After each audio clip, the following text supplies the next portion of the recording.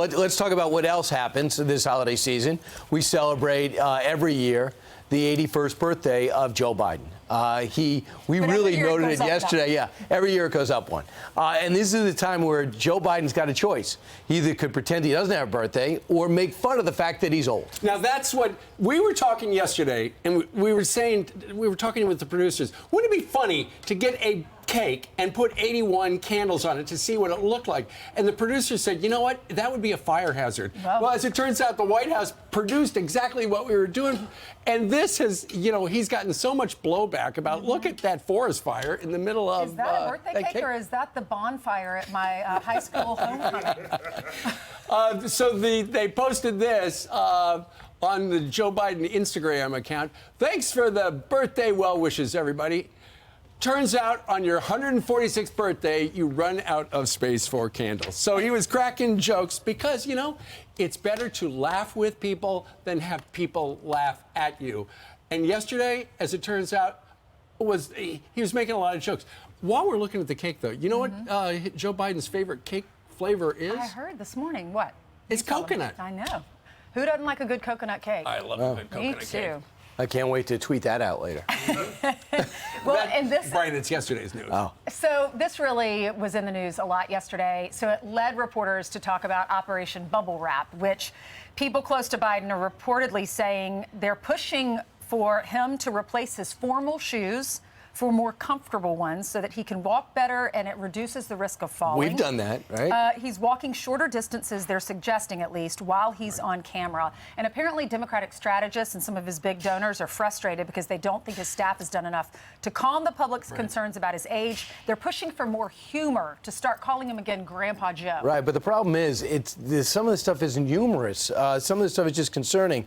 I was reading the story in the New York Times. This guy, John Judas, he's a political analyst, author of the book Where Have All the Democrats Gone? He published this story. He says the problem with Biden, he's not a commanding or charming presence on a presidential election stage. He says, I think a lot of voters, young people in particular, who are not at all put off by his positions and accomplishments, are put off by his utter failure as a regal persona. And I don't know how you can get that fixed. You cannot by bicycling. His best hope in that regard is the voters' perception of Trump as bad or even evil.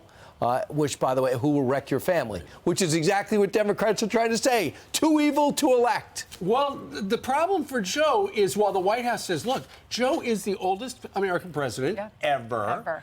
But he's got all this wisdom. And maybe he's wise, but he just looks so old. And, in fact, a Political Playbook had a little thing talking about people in Biden world said, he just looks frail. What about just for men? We advertise on our channel, just for men. Would it be good if he walked in one day, no more gray hair? Don't you remember when your grandparents tried to talk about pop culture with you, and you're like, I don't even think you know who Taylor Swift is. Right. I don't even. Taylor Swift? I thought you were talking Andy Taylor. Remember him from Mayberry? So that's what Joe Biden tried to do yesterday. He was pardoning these two turkeys with cute names, Liberty and Belle. And he's trying to compare the distance that they had to travel to get to where they were going yesterday.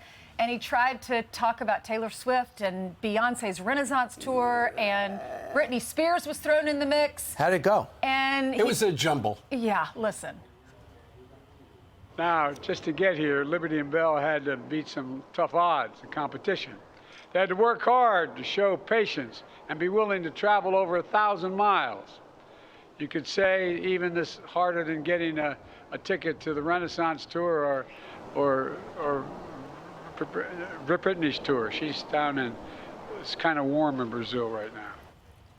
What? Yeah, so Taylor didn't go to the game last night, the Eagles and Chiefs game last night. She had to postpone a concert. She was working down in Rio de Janeiro. And apparently at one of her concerts, it's being reported that someone might have died because it was extreme heat. Right. So she delayed the concert, she was supposed to do another concert, moved it to last night. Right. And she also, they also apparently allowed people to bring water in because apparently they couldn't take water in. By the way, because people are throwing those water bottles up on stage and hitting the... How's the relationship going? Do we know? It looks to be going well. Brian, coming up this hour, we got a big takeout. The Wall Street Journal magazine did something all about Travis Kelce. Did you see him go off stage and jump into his arms? Mm-hmm. Yeah, that's pretty. And he caught her, which is he should. Tight end. He's good. Yeah, that's one thing. He can catch balls and women. All right. So also, because it was Joe Biden's birthday, it's not lost on us. It was not a coincidence that Donald Trump released his medical records. Right. Exactly. So you got the oldest living American president, and so what does Donald Trump do? He goes to his doctor in Morristown, New Jersey, out by Bedminster, a fellow by the name of Dr. Bruce Ehrenwald. He has been his doctor for a couple of years, and so he posted an update on Donald Trump's health on Truth Social. He said, "I am pleased to report that President Trump's overall health is excellent. His physical exams were well within the normal range, and his cognitive exams were exceptional." You know, when you think about it, so you got Donald Trump right there. He and Joe Biden are only a couple of years apart, but they just seem so, the vitality levels are so different. If I had to guess, I would almost say Donald Trump put that statement out from his doctor yesterday to say, "Hey, Joe, I'm fine. Let's see your doctor report." But the Atlantic doctor report was in September, Brian. Right. Here, so the Atlantic has their magazine out, and they don't like Trump. And everywhere you're going to go, if you don't like Trump's policies, you don't like the way he acted 4 years ago or after the election, or you didn't like the way he won as president 2016, 2020, fine. But don't go make stuff up. The Atlantic does a whole story and the headline is, "Trump is old too." Trump is really old. And in it, they talk about how Trump's showing his age because he talks about communists and Marxists. No, there's a real worry in this country that there's a Marxist attitude on our college campuses. He uses the Cold War references because we might be in another Cold War with China and with Russia. They cite that his older sister died and his younger brother died. Okay, that's tragedy. It doesn't mean that he's old. They also say that he uses old references like Elton John and the Rolling Stones. Most every wedding that you go to or every sporting event you go to, you hear Elton John or you hear the Rolling Stones. And they say he got confused Sioux City and Sioux Falls.